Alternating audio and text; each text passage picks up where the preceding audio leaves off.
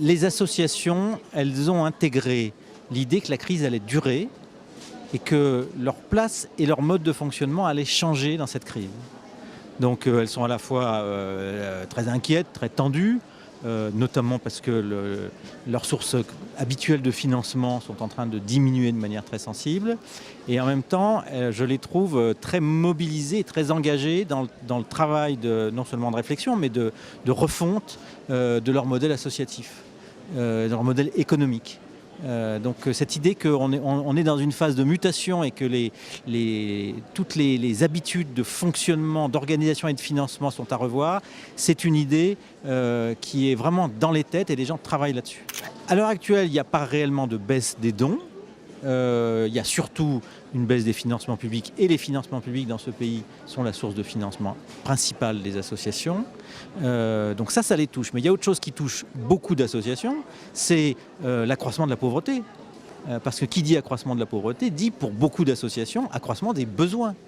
Ce sont des associations qui sont en première ligne dans la lutte contre l'exclusion, dans le soutien scolaire, dans les politiques de logement, etc., etc. Donc elles sont à la fois confrontées à une demande grandissante et à des ressources de plus en plus difficiles à obtenir. Aujourd'hui, les sujets sur lesquels on travaille et sur lesquels les associations travaillent sont la diversification des sources de financement et en particulier la possibilité de se constituer des fonds propres.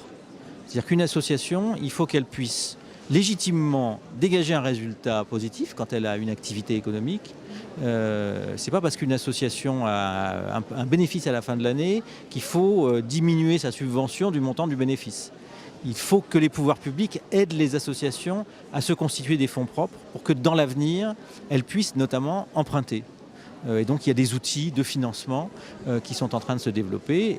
Benoît Hamon a annoncé tout à l'heure que dans la banque publique d'investissement qui est en train de se mettre en place, 500 millions seraient réservés à l'économie sociale et solidaire.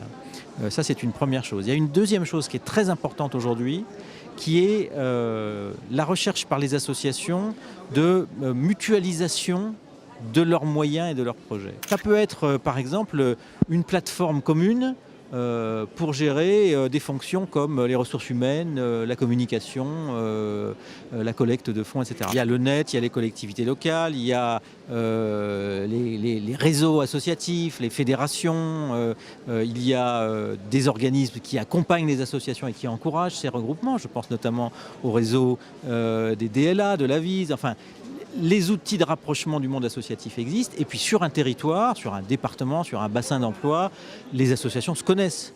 Elles se croisent, elles se rencontrent dans des forums associatifs, dans des colloques, dans des rencontres. Donc la question de savoir comment prendre le contact n'est pas la plus difficile. La question c'est la méthode pour aller vers des mises en commun de moyens qui accompagnent des projets communs. Depuis un an ou deux, dans les mois qui vont venir, il y a véritablement un sens de la mise en commun. Vous savez, une association, ça se définit, c'est dans l'article 1 de la loi 1901, comme la convention entre des personnes qui mettent en commun des connaissances et des activités. Mais l'association, elle peut aussi mettre en commun avec d'autres associations ce qu'elle fait. Elle est dans la continuité de sa vocation et de son projet. Et cette idée-là, elle est en train de vraiment transformer la façon de travailler des associations sur le territoire.